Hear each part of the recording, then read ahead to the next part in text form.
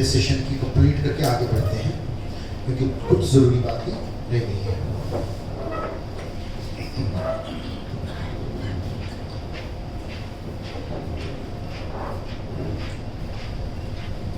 اتنی باتیں تو میں نے آپ لوگوں کو بتا دی کہ کیا کچھ ہونے والا ہے. پریپریشنز کے بارے میں بہت مرتبہ میں نے بولا ہے, لیکن ایک ریویژن کے طور پر آپ کو میں بتاتا ہوں کہ سب سے پہلی چیز آپ کو خیال رکھنی ہے, یہ جو ڈیجیٹل کرنسی ہونے والی ہے, بینک کولیپس ہونے والے ہیں, اس کے تعلق سے آپ تھوڑا احتیاط کریں. پیسہ جو سونے اور چاندی کی شکل میں ہوگا صرف وہی محفوظ رہے گا, باقی کوئی پیسہ چاہے وہ بینک میں ہو یا کیش کی صورت میں آپ کے گھر میں ہو کام نہیں آئے گا قریب. تو میں اشارتاً بول رہا ہوں, آپ ذخیرہ اس طرح سے جمع کریں کہ آپ کی ضروریات زندگی کی جو ہیں, ریشن ہوتا ہے, ٹھیک ہے. یہاں پر ایک بات میں ضرور بولتا ہوں, جب بھی میں بولتا ہوں ریشن جمع کر کے رکھو تو لوگ بعد میں کہتے ہیں حضرت بولے ریشن لے کر رکھو, اس میں کیڑے پڑ گئے. میں نے بولا تھا ریشن ایسے جمع کر کے رکھو کہ اس میں کیڑے پڑ جائیں. کیڑوں کے لیے جمانے کے لیے تو میں نے نہیں بولا. میں نے یہ بھی بولا ساتھ ساتھ جب بھی ریشن لو تو اس کی حفاظت کرو. ویکیوم پیک مشین لو, اگر نہیں ہے تو کسی کے پاس سے ہیلپ لے کر اس کو پیکنگ کرو. اس میں 3 سال سے 4 سال تک آپ کا اناج صحیح سلامت رہے گا. وادی یمن میں بہت سارے لوگوں نے کیا, الحمدللہ 2 سال کے بعد بھی اناج محفوظ رہا. ہم نے یہ ایکسپیرینس کیا. لیکن آدھی بات سنتے ہیں, آدھی بات کو نہیں مانتے ہیں, اور پھر آ کر پھر الٹا بولتے ہیں کہ حضرت نے کہا ریشن لیا تو کوئی فائدہ نہیں ہوا, نقصان ہو گیا. کسی نے آ کر مجھ سے کہا, وہ شخص کی مجلس میں موجود ہیں, کہ لوگ کہہ رہے ہیں کہ دیکھو ہم تو ریشن جمع کر لیے, فائدہ کیا ہوا. میرا سوال اتنا ہی تھا, جس وقت ریشن لیے تھے اس وقت کے جی دال کتنی قیمت میں مل رہی تھی, آج کتنی قیمت میں مل رہی ہے, اس کا ڈبل پرائس اگر ہو گیا ہے تو یہ فائدہ ہے یا نہیں ہے, بس اس کا جواب دے دو.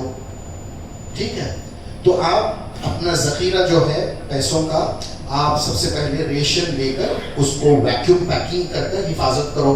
ٹھیک ہے. دوسرا, پیسہ چاندی اور سونے میں جمع کر کے رکھو. سونے سے زیادہ عقل مندی چاندی میں ہوگی, کیونکہ چاندی کا ریٹ بہت زیادہ بڑھنے والا ہے بنسبت سونے کے. اب اگلے سال آنے والے سالوں میں ہو سکتا ہے سونے چاندی کا ریٹ بہت زیادہ نیچے گرے. فوراً آ کر نہ کہہ دینا آپ تو بول رہے تھے ریٹ بڑھے گا, گر گیا. میں اب کی بات نہیں کر رہا ہوں, میں ظہور امام مہدی علیہ السلام کی قریب تر والی بات کر رہا ہوں. اس وقت آپ کو سونا چاندی ہی کام میں آئے گا, دوسرا کچھ کام میں نہیں آئے گا. یہ آواز کچھ آ رہی ہے, ٹھیک ہے. اور ریشن جمع کرنے کے معاملے میں بعض ایسے زاہدین نمودار ہوئے, کہا کہ ریشن جمع کر کے رکھنا نہیں چاہیے. اللہ تبارک و تعالیٰ کو توکل پسند ہے, اللہ تبارک و تعالیٰ جمع کرنے والوں کو پسند نہیں کرتا. سمجھے, اتنا زہد میں نے اس زمانے میں نہیں دیکھا جتنا اس صاحب نے بیان کیا. میں نے ان سے یہ کہا کہ بولے وہ بات کرو جو قرآن حدیث کرے, زہد وہی جو قرآن حدیث سے ثابت ہو. سمجھے, کس طرح کے جمع کرنے کو منع کیا ہے اللہ پاک نے. حرص کے طور پر جو جمع کرتے ہیں اس کو منع کیا. سمجھے, کم جب سستا مال ہوتا ہے اچھے داموں میں بیچنے کے لیے اس نیت سے اپنے گوڈاؤن کو بھر دینا اناج سے, اس سے اللہ پاک نے منع فرمایا ہے, نہ کہ ضرورت ہے. یاد رکھو, قرآن یہ کتاب ہدایت کے لیے آئی ہے. ہمیں جہاں جہاں جو جو ضرورت پڑے گی وہاں وہاں ہمیں قرآن سے اشارہ, سہارا اور علم ملتا ہے. ٹھیک ہے. ویسے تو 1,80,000 کم و بیش انبیاء علیہ السلام آئے. اللہ تبارک و تعالیٰ نے تمام 1,00,000 انبیاء کے قصے قرآن میں بیان نہیں کیے. مختصر 25 انبیاء کے لگ بھگ قصے بیان ہوئے ہیں قرآن میں. کیوں؟ کیونکہ اس امت کے لیے اتنے ہی قصے ضروری تھے. ٹھیک ہے. قرآن میں اللہ تعالیٰ نے بلا وجہ کی گفتگو نہیں کی ہے, بہت امپورٹنٹ باتیں ڈسکس کی ہے. اچھا, قرآن میں کوئی بات آ جائے تو اس پر عمل کرنا ہی ہے نا, ایک بات. اور نبی, کوئی بھی نبی ہو, آدم علیہ السلام سے لے کر حضور تک, کوئی ایسی بات کریں گے جو اللہ کو ناپسندیدہ ہو؟ نہیں کریں گے نا, یقین ہے نا. ہاں, تو اب سنیے قرآن میں اللہ تبارک و تعالیٰ نے سورہ یوسف میں جو قصہ بیان کیا ہے اس میں 7 سال کا قحط سالی کا قصہ بیان ہوا ہے. 7 سال قحط سالی کا رہا اور یوسف علیہ السلام نے اپنے لوگوں سے کہا 7 سال کا اناج ذخیرہ کر کے رکھو. 7 سال کا اناج ذخیرہ کر کے رکھو. پہلی بات تو ٹھیک ہے. تو یہ واقعہ اللہ پاک کو ہمیں سنانے کی کیا ضرورت ہے؟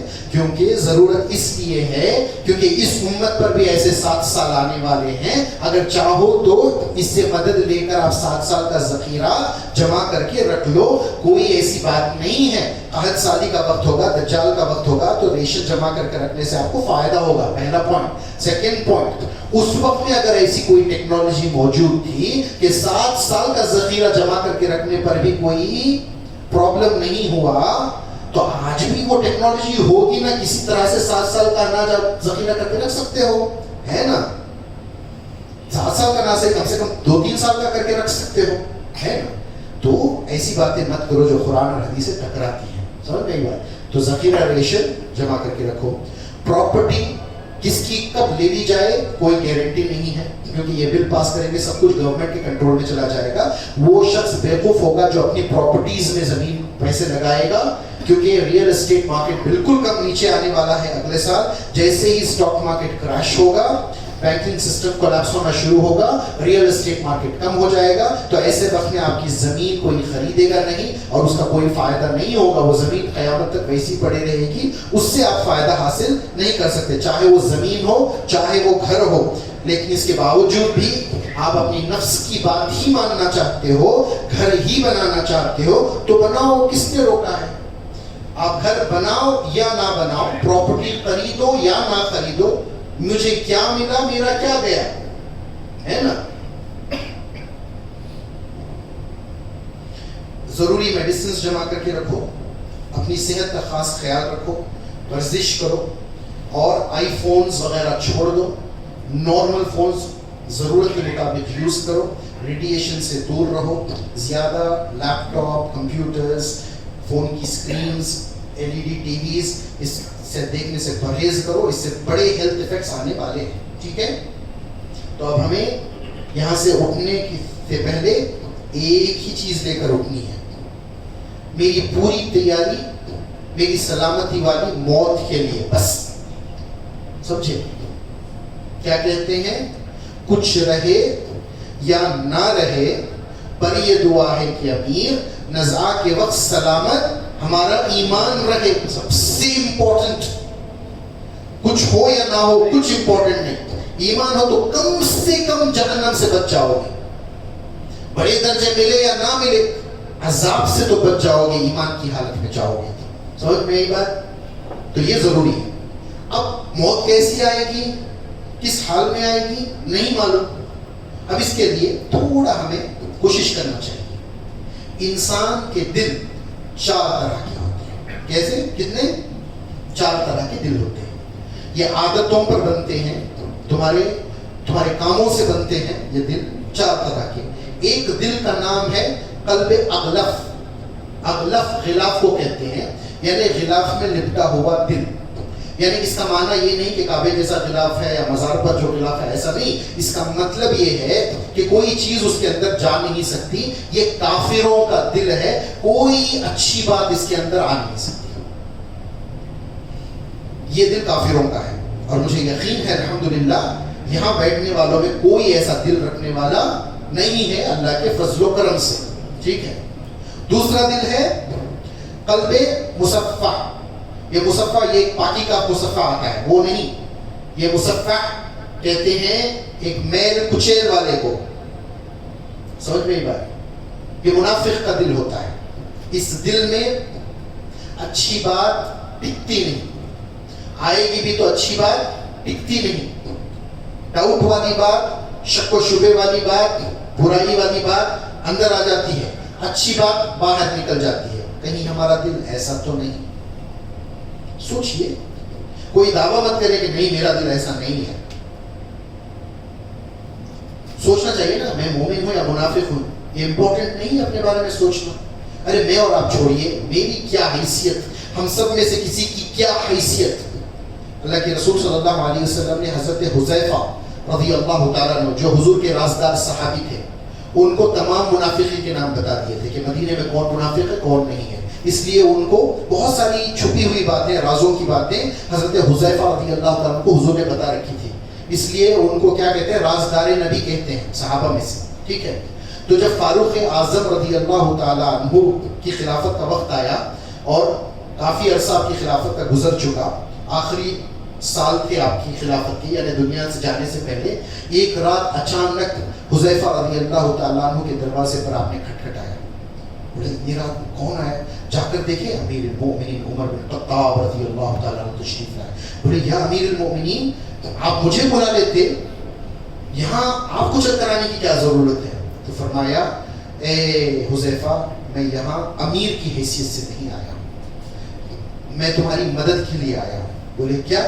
بولے حضور نے بتایا ہے نا تمہیں تمام منافقین کے نام کہ مدینے میں کون کون منافق ہے, میں یہ تو جاننا نہیں چاہتا کہ مدینے میں کون کون منافق ہے, بس مجھے اتنا بتا دو اس منافقین کی لسٹ میں عمر کا نام ہے یا نہیں ہے. استغفر اللہ. ہاں ان کے بارے میں جنتی ہونے کی سرٹیفکیٹ آ گئی. حضور نے ان کو اپنی زبان مبارک سے جنتی بول دیا, عشرہ مبشرہ میں سے ہیں. قرآن نے فاروق اعظم کی شان بیان کر دی, اس کے باوجود بھی ڈر ایسا, کیفیت ایسی, کہیں میں منافق تو نہیں. ٹھیک ہے. اور ہمارا حال اب میں کیسے منافق ہو سکتا ہوں؟ اچھا قرآن نے 4 نشانیاں بیان فرمائی ہیں جس کے اندر یہ 4 نشانیاں موجود ہو پکا منافق. ٹھیک ہے. اب آپ اپنے آپ کو سامنے رکھیں. جب بھی بیان ہوتا ہے نا, اچھی بات ہوتی ہے تو اپنی طرف نظر چلی جاتی ہے, ہاں یہ خوبی میرے اندر ہے. بری بات ہوتی ہے تو اپنی طرف دیکھتے بھی نہیں, ہاں یہ وہ فلاں ہے, فلاں ایسا ہے. یہ غلط بات ہے. اچھی ہو یا بری اپنے اندر ٹٹولنا چاہیے, دوسرے کے بارے میں نہیں دیکھنا چاہیے. ٹھیک ہے. تو اب 4 چیزیں قرآن نے بیان فرمائی. پہلی چیز منافق کی نشانی ہے کہ وہ جھوٹ بولتا ہے. ٹھیک ہے. آپ دیکھیے آپ سچے ہیں یا جھوٹ ہیں. پرسنٹیج کو بھول جائیے, میں صرف 1% جھوٹ بولتا ہوں, میں 5% جھوٹ بولتا ہوں. نہیں, جھوٹ جھوٹ. اچھا انسان 10 روپے چرائے تو چور نہیں ہے, 1 لاکھ روپے چرائے تو چور ہے. ارے چوری کچھ بھی کر لے تو چور ہے نا. تو جھوٹ بولتے ہیں یا نہیں, پہلی بات. دوسری بات, کیا کوئی امانت میں خیانت کرتے ہیں؟ منافق امانت میں خیانت کرتا ہے. امانت بولے تو صرف پیسہ یا کوئی چیز امانت کے طور پر رکھ دی گئی وہ نہیں. اگر میں آپ سے کہوں نا یہ فلاں بات کسی کو معلوم نہیں ہونا چاہیے, یہ میری بات آپ کے پاس امانت ہوگی, تو کیا ویسی بات جا کر آپ کسی کو بولتے ہیں؟ اگر آپ بولتے ہیں تو منافق والی دوسری نشانی آپ پر ثابت ہوگی. سمجھے؟ وعدہ خلافی کرنا, کچھ بول کر وہ بات کو پورا نہ کرنا, یہ منافق کی نشانی. کبھی مجبور ہوتا ہے انسان, واقعیت جیسے قرض لیا, میں بولا 1 ہفتے میں لوٹا دوں گا, اسباب نہیں بنے, یقین تھا مجھے 1 ہفتے میں مجھے پیسے آ جائیں گے تو میں لوٹا دوں گا, لیکن نہیں ہو پایا تو میں پورا نہیں کر سکا. یہ بات منافق والی نہیں ہے, مجبوری کے تحت ہے. لیکن آپ ایسے ہی بولتے رہتے ہیں, میں یہ کر دوں گا, میں وہ کر دوں گا, میں یہ لا دوں گا, میں وہ لا دوں گا, میں آپ کا فلاں کام کر دوں گا, میں آپ کی فلاں بات پوری کر دوں گا, میں آپ کی مدد کے لیے آؤں گا, لیکن یوں ہی بولتے ہیں. آپ کو یقین ہے کہ آپ کو بات پوری نہیں کرنا ہے. اگر ایسا آپ کرتے ہیں تو آپ کے اندر منافقت کی نشانی ہے. جھوٹ بولنا, وعدہ خلافی کرنا, امانت میں خیانت کرنا, اور غصہ آئے تو گالی دینا. اگر یہ 4 چیزیں کسی کے اندر ہیں تو یہ پکا منافق ہے. اس کی نماز کیا, اس کا روزہ کیا, اس کا صدقہ کیا, اس کا زکوٰۃ کیا, اس کا حج کیا, اس کی اچھی باتیں کیا, اس کی بری باتیں کچھ بھی نہیں. منافق دوزخ کے سب سے نیچے والے درجے میں گرے گا. سمجھ میں آ رہی یہ بات؟ ہمیں سوچنا چاہیے. اگر ایک بھی خصلت ہے تو منافق والی خصلت ہمارے اندر موجود ہے. تو یہ سوچ کر اٹھے, یہ 4 چیزوں سے میں پرہیز کروں گا. اور حضور نے تو یہ بھی کہہ دیا کہ مسلمان جھوٹ بول نہیں سکتا. تو جھوٹ بولنے والا کیا بنا؟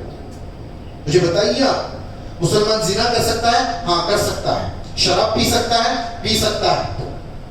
بہت سارے گناہ کر سکتا ہے. جھوٹ نہیں بول سکتا بولے حضور. تو حضور کی نگاہ میں جھوٹ بولنے والا مسلمان نہیں. آپ اپنے آپ کو مسلمان بولے تو کیا؟ ہاں تو 4 چیزیں منافق کی. میں امید کرتا ہوں کہ ہم میں سے نہیں, لیکن اللہ ہی بہتر جانتا ہے اس مجلس میں کون منافق ہے کون نہیں. ہم ایک دوسرے کے لیے دعا کریں کہ اللہ تبارک و تعالیٰ جتنا نفاق ہمارے دلوں میں ہے سب نفاق کو اللہ نکال کر ہمیں پاک فرما دے. اللہ پاک. تو تیسرا قلب ہے قلب اجرت, ننگا قلب. اس کو ننگا قلب بولتے ہیں. یعنی یہ قلب میں اچھائی برائی دونوں آ جاتی ہیں, لیکن اس کے قلب کی کیفیت ایسی ہوتی ہے کہ یہ برائی کو نکال کر باہر پھینک دیتا ہے, اچھائی کو اپنے اندر جما لیتا ہے. یہ کامیاب قلب ہوتا ہے جس کا یہ قلب ہوتا ہے. یہی قلب بعد میں جا کر قلب منیب بنتا ہے, یہی قلب بعد میں جا کر قلب سلیم بنتا ہے, یہی قلب آگے چل کر قلب شہید بنتا ہے, یہی قلب آگے جا کر قلب قدرت بنتا ہے. یہ بڑے مقامات ہیں. ٹھیک ہے, یہ وہ دل کو نصیب ہوتے ہیں جس میں اچھائی آ کر جم جاتی ہے, برائی آ کر نکل جاتی ہے. منافق کا دل کیسے, برائی آ کر جم جاتی ہے, اچھائی آ کر نکل جاتی ہے. اس کے بعد والا قلب ہے قلب مشترک. مجھے یقین ہے ہم سب اس میں قلب مشترک.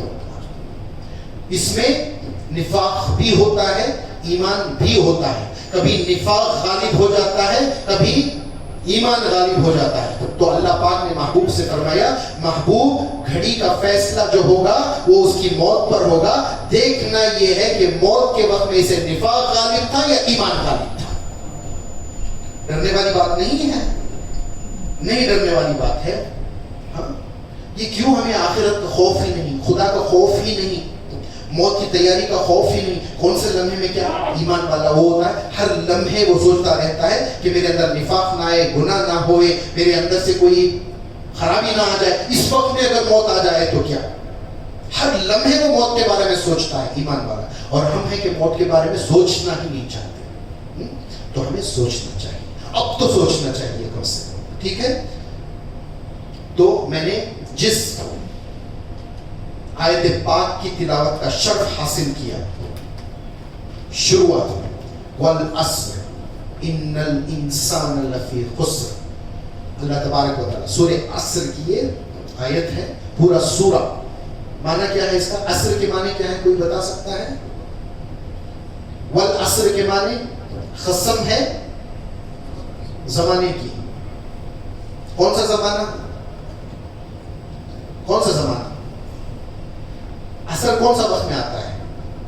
فجر کا, فجر, ظہر, عصر, آخری زمانہ, آخری اوقات ہوتے ہیں نا. حضور کے زمانے کی قسم کھایا اللہ پاک نے, آدم علیہ السلام کے زمانے کی نہیں, نوح علیہ السلام کے زمانے کی نہیں. سمجھے کس کی زمانے کی قسم؟ نبی کریم صلی اللہ علیہ وسلم کے زمانے کی, کیونکہ آپ آخر میں ہے. اب یہ آیت انبیاء کے لحاظ سے دیکھو تو حضور کے زمانے کی قسم ہے. یہ آیت, کوئی دوڑ رہا ہے اوپر, یہ آیت انبیاء علیہ السلام کے زمانے میں دیکھو تو حضور کے زمانے کی قسم. حضور کی پوری امت کے زمانے میں دیکھو تو امام مہدی کے زمانے کی قسم. سمجھ میں آتی بات؟ اللہ فرمایا قسم ہے زمانے کی. اللہ اگر ایسے ہی کچھ بات کہہ دے, ایسے ہی کچھ بیان فرما دے, ٹھیک ہے, تو بات یقینی ہے. قسم کھا کر کہے تو, قسم کھا کر کہے تو اور بھی یقینی ہو گئی نا. اللہ نے فرمایا قسم کھا کر, اللہ پاک نے فرمایا سارے انسان خسارے میں, لاس میں, سارے انسان لاس میں. والعصر ان الانسان لفی خسر. پھر کہا الا الذین, سوائے ان کے, کون؟ جو ایمان لائے اور نیک اعمال کیے. صرف ایمان لانے کی بات نہیں ہے, کامیابی کی نشانی اس آیت کے مطابق 4 چیزوں پر عمل ہے. جو یہ 4 چیزوں پر عمل کیا اللہ کی نگاہ میں وہ لاس میں نہیں ہے, وہ لاس میں نہیں ہے. کیا ہے وہ 4 چیزیں؟ والعصر ان الانسان لفی خسر الا الذین آمنوا وعملوا الصالحات وتواصوا بالحق وتواصوا بالصبر. یعنی ایمان لانا فرسٹ پوائنٹ, ایمان لانے کے بعد نیک اعمال کرنا سیکنڈ پوائنٹ, اس کے بعد حق حق کی سپورٹو ہونا, سچائی کا ساتھ دینے والا ہونا, ایک دوسرے کو سچائی کی تلقین کرنے ہوگا. ارے دوسرے انسان کو سچائی کی تلقین وہ کرے گا نا جو سب سے پہلے اپنی ذات میں سچا ہو. تو یہ سچا ہوگا دوسروں کو بولنا. اللہ یہ نہیں بولا کہ یہ سچ بولے, نہیں, سچ تو بول, آگے بڑھ کر دوسروں کو بھی سچ بولنے کا سکھا, تلقین کرنا ایک دوسرے کو سچائی کی, پھر ایک دوسرے کو صبر کی تلقین کرنا. یہ 4 چیزیں جس کے اندر جمع ہو جائے وہ کامیاب ہے, نہیں تو وہ لاس میں ہے. ایمان لائے, عمل نیک نہیں کیا, صبر نہیں کیا, سچائی کا ساتھ نہیں دیا, یو آر اسٹل انڈر لاس. سمجھے؟ جتنا آپ اس پر عمل کریں گے اتنے کم لاس میں ہیں, اور سب پر عمل کر لیں گے تو اتنے بڑے لاس میں ہیں. اب دیکھیے, اسلام ہے, اسلام میں نماز ہے, روزہ ہے, سمجھے؟ اب ہمارے لوگوں کو شیطان نے کیسا غافل کیا, کیسے لوگوں کا ٹائم برباد کیا. رفع دین جو کرتے ہیں یہ سنت ہے نماز میں, بعض لوگوں کے نزدیک رفع دین نہیں کرنا ہے, یہ غیر سنت ہے. حدیثیں وہ بھی ہیں, حدیثیں یہ بھی ہیں, ٹھیک ہے. مسئلہ نماز کا یہ ہے کہ آپ جان بوجھ کر رفع دین کرو یا جان بوجھ کر رفع دین چھوڑ دو, دونوں صورتحال میں آپ کی نماز ادا ہو جاتی ہے. دونوں صورتحال میں نماز ادا ہو جاتی ہے. رفع دین کریں گے تب بھی نماز ہو جائے گی, سمجھے, نہیں کریں گے تب بھی ادا ہو جائے گی. تو ایک ایسے مسئلے کو لے کر پوری امت لڑ پڑتی ہے جو کہ مسئلہ ہی نہیں ہے, سمجھے. تراویح کو لے کر مسئلہ ہے, تراویح سنت مؤکدہ ہے, بعض کہتے ہیں 20 ہے, بعض 8, یہ نہیں. ارے مؤکدہ فرض نہیں ہے, واجب نہیں ہے. آپ کو 8 سمجھ میں آئی, پڑھ لو, وہ آپ کے اوپر. قیامت میں اگر 20 ہے تو اللہ کو جواب دے دو, ٹھیک ہے. ہم 20 سمجھتے ہیں تو 20 پڑھ لیتے ہیں. اگر تراویح نہیں پڑھے تو کیا ہوگا, سوال ہوگا تراویح کا قیامت میں, دل سے جواب دیجیے. تراویح کا سوال ہوگا قیامت میں, نہیں ہوگا. اسی لیے تو حضور 3 دن سے آگے جماعت نہیں کرائے, کیونکہ فرض ہو جاتی, لوگ نہیں پڑھتے تو عذاب ہوتا. اگر پڑھ لیں گے تو آپ کو بہت سارا انعام ملے گا, اکرام ملے گا, اللہ کی بارگاہ سے فضیلتیں ملے گی. نہیں پڑھیں گے تو عذاب نہیں ہوگا تراویح کو چھوڑنے. تو ہمارے مسئلے مسائل اسلام کے تحت کیا ہیں, ان باتوں پر ہم لوگ آپس میں جھگڑے کرتے ہیں جو کہ ضروریات دین میں سے نہیں ہیں, جو موقدہ ہوگی یا سنت غیر موقدہ ہوگی یا پھر جو ہے واجب نہیں ہوگی, فرض نہیں ہوگی, ایسی باتوں پر ہم لڑ پڑتے ہیں. اسلام کا معاملہ یہ ہے, ٹھیک ہے. ایمان کا معاملہ اس سے بڑا معاملہ, اس میں بھی جھگڑے فساد ہے. تیسرے معاملے کو ہم ٹچ بھی نہیں کرتے, جبکہ سب سے امپورٹنٹ معاملہ تیسرا احسان کا معاملہ ہے. احسان کا معاملہ کیا ہے, نفس کو پاک کر لینا. میں نے کہا آپ کو کہ اللہ یوں ہی بات بول دے تو یقینی بات ہے, ٹھیک ہے.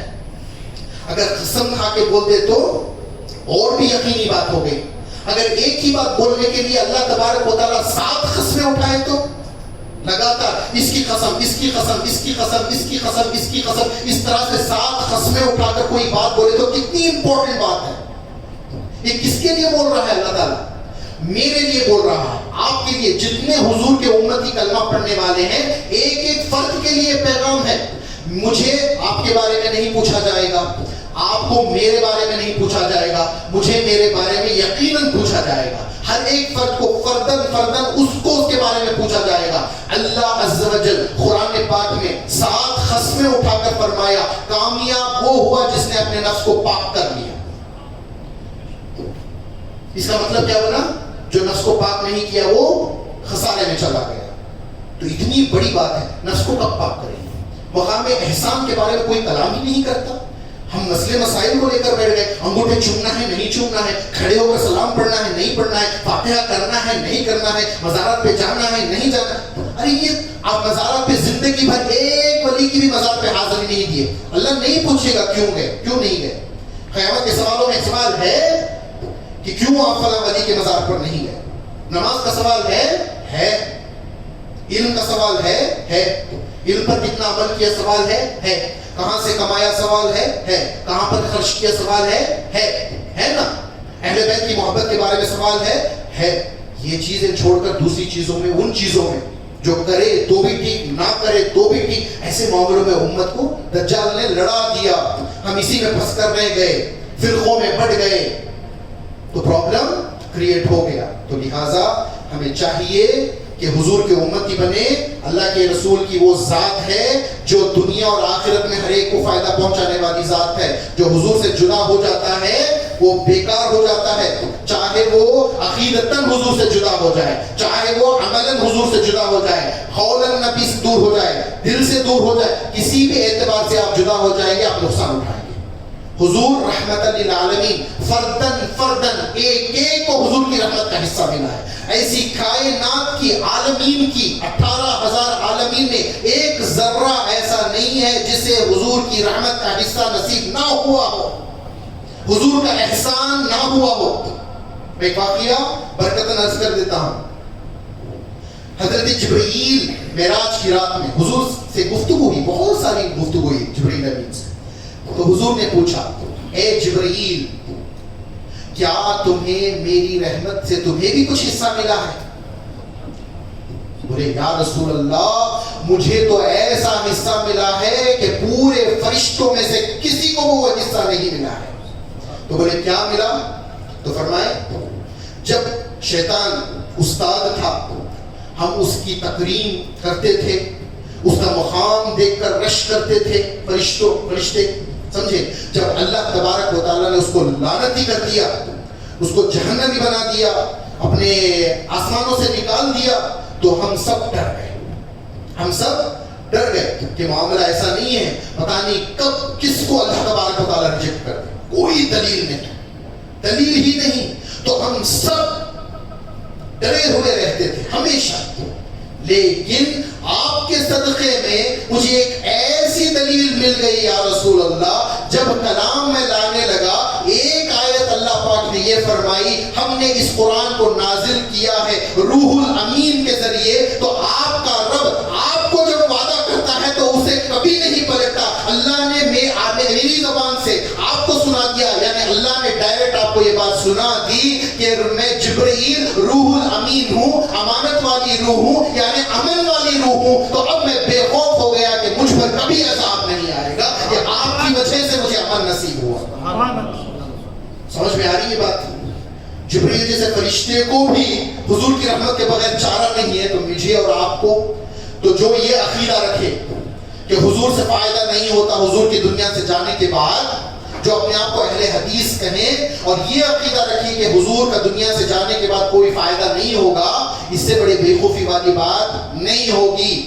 سمجھ میں آ رہی ہے بات؟ تو میں سب کسی ایک جماعت کی بات نہیں کر رہا ہوں, خامیاں ہمارے ہر جماعت میں موجود ہیں, کہیں کچھ کہیں کچھ کہیں کچھ, کسی نے کچھ اچھائی, کسی نے کچھ اچھائی, کسی نے کچھ اچھائی. لیکن یاد رکھو اعمال میں خرابی آ جائے تو اللہ تعالیٰ معاف کر سکتا ہے, عقیدے میں خرابی آ جائے تو اللہ معاف نہیں کرے گا. ہمیشہ حضور کے تعلق سے, حضور کی آل کے تعلق سے, حضور کے صحابہ کے تعلق سے, حضور کے اولیاء کے تعلق سے کبھی زبان درازی نہیں کرنا چاہیے, کیونکہ جو انسان حضور اور حضور کی آل کے تعلق سے کچھ برا کہے گا ایمان ہی سے نکل جائے گا. سیاستہ کی صحیح حدیث ہے, کوئی ایسا متقی بن جائے یعنی عبادت گزار بن جائے کہ کعبۃ اللہ کے سامنے, سنگ اسود اور مقام ابراہیم کے سامنے 70 سال کی زندگی گزارتے, دن بھر روزہ رکھے, رات بھر عبادت کرے اللہ کی, 70 سال میں ایک بھی گناہ نہ کرے, تب بھی میری اہل بیت کا ذرا سا بغض اس کے دل میں آئے گا تو یقیناً وہ جہنم میں جائے گا. سمجھ میں آ رہی ہے بات؟ اور جو صحابی کے بارے میں لان تان کرے, حضور نے دعا فرمائی میرے صحابہ سے جو محبت کرے اللہ تو ان سے محبت کر, اور جو میرے صحابہ کا بغض رکھے تو ان سے بغض رکھ. اللہ نے یہ دعا قبول فرمائی. اب چاہے کوئی حضرت علی کے خلاف بکے, کوئی فاروق اعظم کے خلاف بکے, کوئی امیر معاویہ رضی اللہ تعالیٰ عنہ کے خلاف بکے, صحابہ میں سے کسی صحابی کے بارے میں بھی اگر آپ بکو تو اللہ کے عذاب کے مستحق ہو جاؤ گے. اور اولیاء اللہ کے بارے میں خود اللہ پاک نے فرمایا جو میرے ولی کا بغض دل میں رکھے گا وہ میرے ساتھ جنگ کرنے کے لیے تیار ہو جائے. کتنی جرأتیں آ گئی لوگوں میں, انبیاء کی گستاخی, صحابہ کی گستاخی, اہل بیت کی گستاخی, اولیاء کی گستاخی, اور ہم کہہ رہے ہیں کہ ہم قرآن اور حدیث پر ہیں, یہی سکھایا ہم نے قرآن حدیث میں. تو ان تمام چیزوں سے نکل جاؤ, شریعت پر عمل کرو, حضور سے محبت کرو, صحابہ کی تعظیم کرو, اہل بیت سے محبت کرو, اولیاء کی تعظیم کرو. اب جو فرائض اور واجبات ہیں اس پر مکمل عمل کرو. چھوڑنا ہے تو جھوٹ کو چھوڑو, چھوڑنا ہے تو غیبت کو چھوڑو, چھوڑنا ہے تو ریاکاری کو چھوڑو. ریاکاری شرک ہے, دکھاوا کاری حضور نے فرمایا شرک ہے. حضور نے فرمایا میری امت کے تعلق سے مجھے شرک کا کوئی ڈر نہیں ہے میرے پاس, یعنی بت پرستی نہیں کرے گی. ہاں اس بات کا ڈر ہے کہ دنیا کو بڑا سمجھ جائے گی اور جو ہے ایسا شرک کرے گی جو اندھیری رات میں کالے پتھر پر کالی چینٹی چلے تو جس طرح سے نظر نہیں آتا, ایسا شرک میری امت کرے گی. وہ شرک کیا ہے تو پوچھا گیا تو بولے وہ شرک ریاکاری ہے, دکھاوا کاری, یعنی دکھاوا کرنا شرک ہے. کوئی اس لیے اچھا گھر بنائے کہ میں دکھاؤں تو شرک ہے. کوئی علم کی بات اللہ رسول کی رضا کے لیے نہیں, اپنا علم ظاہر کرنے کے لیے کرے تو شرک ہے. کوئی بھی بات اللہ رسول کی کرے تو اللہ رسول کے لیے کرے, اپنے لیے نہ کرے. کپڑے پہننا, گاڑی لینا, گھر لینا, آپ کوئی بھی عمل کرو, کوئی بھی عمل کرو, سمجھے, اگر دکھاوا کرنا مقصد ہے تو شرک میں مبتلا ہو گئے. اسی لیے سلطان العارفین باعزت بستامی رضی اللہ تعالیٰ عنہ فرمائے اگر انسان پوری زندگی جانتے ہوئے کہ نماز فرض ہے, نماز نہیں پڑھا, جانتا ہے نماز پڑھنا ہے, لیکن لیزینس کی وجہ سے یا اتنا کمزور ہونے کی وجہ سے نماز نہ پڑھے تو بہت بڑا گنہگار ہوگا, لیکن کافر نہیں ہوگا. لیکن تھوڑا بھی اپنے آپ کو ظاہر کرنے لگ جائے کہ میں یہ ہوں, میں وہ ہوں, تو وہ مشرک ہو جائے گا. کیونکہ یہ میں کا جو معاملہ ہے نا, یہ صرف اور صرف اللہ کی ذات کو زیبا دیتا ہے. اللہ کے بعد سب سے افضل حضور ہے نا. جب حضور میں نہیں کیے, اب کس کو یہ جرأت ہے کہ میں کروں؟ بتاؤ ذرا, کوئی میں کر سکتا ہے؟ نہیں کر سکتا, کوئی نہیں کر سکتا. تو یہ صرف اللہ کو زیبا دیتا ہے. میں تو ریاکاری میں آتا ہے, ٹھیک ہے, گھمنڈ میں آتا ہے, سمجھے. اللہ تعالیٰ فرماتا ہے گھمنڈ نہ کرو, بڑائی نہ کرو. اگر تم کرو گے, بڑائی میری چادر ہے, میرا تہبند ہے. کوئی بڑائی کرنے لگتا ہے تو وہ کیا کرتا ہے, اللہ فرماتا ہے وہ میرے تہبند میں گھسنے کی کوشش کر رہا ہے, اور جو میرے تہبند میں گھسنے کی کوشش کر رہا ہے میں اس کو کھینچ کے رکھ دیتا ہوں. ٹھیک ہے, تو بڑائی نہیں, گھمنڈ نہیں, میں نہیں. دکھاوے کے لیے لوگ سخاوت بھی کرتے ہیں, پیسے بانٹتے ہیں, پتہ نہیں کیا کیا ہیلپ کرتے ہیں دکھاوے کے لیے. ٹھیک ہے, دکھاوے میں کیا گیا ہر نیک عمل بھی بربادی کی طرف لے جاتا ہے. جیسے حدیث شریف میں آیا ہے سب سے پہلے جہنم کی آگ جو لگائی جائے گی, 3 طبقات کو رکھا جائے گا. ایک طبقہ حفاظ قرآن یعنی حافظ قرآن کا ہوگا, دوسرا طبقہ جو ہے سخی جو پیسے دیتے ہیں بانٹتے ہیں نا غربا میں, وہ ہوگا, تیسرا طبقہ شہید کا ہوگا. یعنی کیوں, یہ تینوں عمل جو کیے تھے وہ اللہ کی رضا کے لیے نہیں کیے تھے, دکھاوے کے لیے کیے تھے. جس نے قرآن حفظ کیا دکھانے کے لیے اور خیرت کی لوگوں کو سنانے کے لیے, یہ بھی جہنم میں جائے گا. جس نے پیسے غربا کو دیے لوگوں کو دکھانے کے لیے, وہ بھی جہنم میں جائے گا. اور جو اپنے آپ کو شہید کہلوانے کے لیے اللہ کی راہ میں مارا گیا, وہ بھی جہنم میں جائے گا. سمجھ میں آ رہی ہے بات؟ مسند احمد بن حنبل کی حدیث ہے, اکثر منافق خاریوں میں ہوں گے بولے حضور, خیرت کرنے والوں میں ہوں گے بولے منافق. اب بتائیے مجھے, قرآن اللہ کا کلام ہے, قرآن کا پڑھنا عبادت ہے یا نہیں ہے, یا نہیں؟ قرآن کا پڑھنا عبادت ہے. عبادت کس کے لیے ہے؟ فقط اللہ کے لیے. عبادت صرف اور صرف اور صرف اللہ کے لیے, کسی کی عبادت نہیں کی جا سکتی ہے نا. تو قرآن کا پڑھنا عبادت ہوا نا. تو آپ یہ خیرت کے کمپٹیشنز جو کرواتے ہیں, اس میں خیرت کرنے والے کی کیا امید ہوتی ہے؟ 2 ہی ہوتی ہے, ایک لوگ میری خیرت کو پسند کریں, دوسرا انعام پاؤں. خیرت کا انعام اللہ کو دینا ہے یا مخلوق کو دینا ہے؟ اللہ کو دینا ہے نا. جب آپ بچپن سے بچوں میں ہی یہی ڈال رہے ہو, یہ شرک نہیں ہے کیا؟ قرآن عبادت ہے, عبادت کا مذاق بنا کر تمہیں مزارات پہ جانا شرک نظر آ رہا ہے. قرآن جو پڑھنا ہی عبادت ہے, مخلوق کی رضا کے لیے پڑھنا اور انعام کی امید مخلوق سے رکھنا عبادت رکھنا, اس سے بڑا شرک کیا ہوا پھر بتائیے مجھے. تو ہمیں سب سے پرہیز کرنا چاہیے, شرک کسی کا بھی طرح کا ہو, شرک سے بچنا چاہیے. سب سے نجس چیز شرک ہے. کوئی بھی گناہ معاف ہو سکتا ہے سوائے شرک کے, چاہے وہ شرک ذاتی ہو چاہے وہ شرک صفاتی ہو, کوئی بھی شرک اللہ برداشت نہیں کرے گا. اس جگہ پر آ کر ایک بات میں آپ کو عرض کر دوں تاکہ آپ کے دل میں بھی توحید کی شمع جلے, ٹھیک ہے.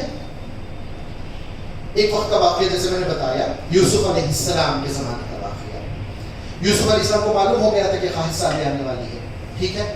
تو حضرت یوسف علیہ السلام نے ذخیرہ جمع کر لیا اور اپنے گھر والوں سے کہا ایسا ماحول آنے والا ہے کہ لوگوں کو اناج کی ضرورت پڑے گی تو لہٰذا ہم کوئی بھی ہم سے اناج کی مدد لینے کے لیے آئے تو ہم ایسا کریں گے ان کے گھر میں کتنے لوگ ہیں اس حساب سے ایک ایک شخص کے عوض میں ایک ایک بوری گیہوں دے دیں گے.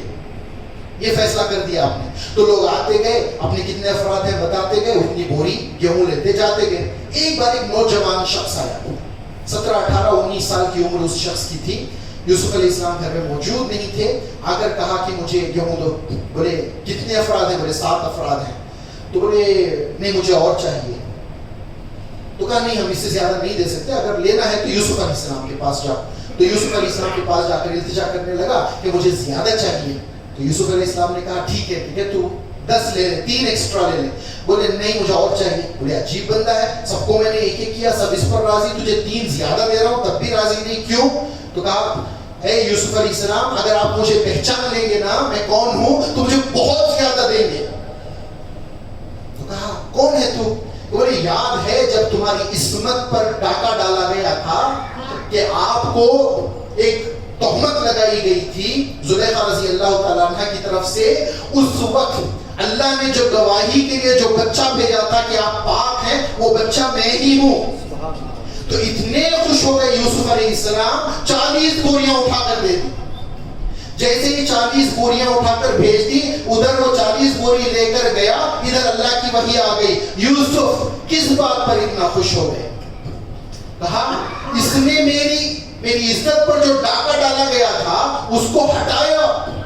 میری عزت مجھے پسند تھی تو وہ چیز مجھے مل گئی, اس لیے میں خوشی میں آ کر اس کو اتنا دے دیا. یوسف تم میرے بندے ہو, تم محتاج ہو. کیا فرمایا؟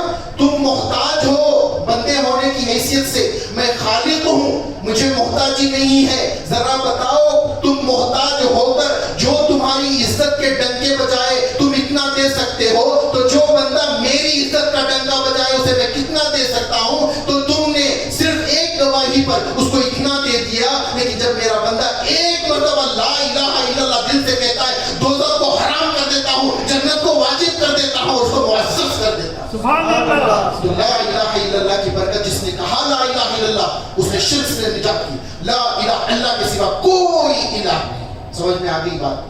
تو شرک کی قسموں کو سمجھو, شرک سے بچو, کفر سے بچو, نفاق سے بچو, بڑے بڑے گناہوں سے بچو, موت کی تیاری کرو, دین کی خدمت کرو, امت سے پیار کرو, ایک دوسرے کے ساتھ انصاف کرو, اور چالاکی سے, عقل مندی سے جو پریپریشن کرنا ہے وہ کرو. انشاءاللہ العزیز یہاں بھی کامیاب ہو جائیں گے, وہاں بھی کامیاب ہو جائیں گے. ٹھیک ہے؟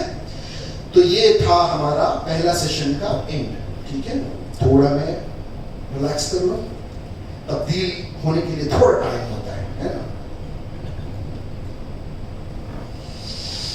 درشی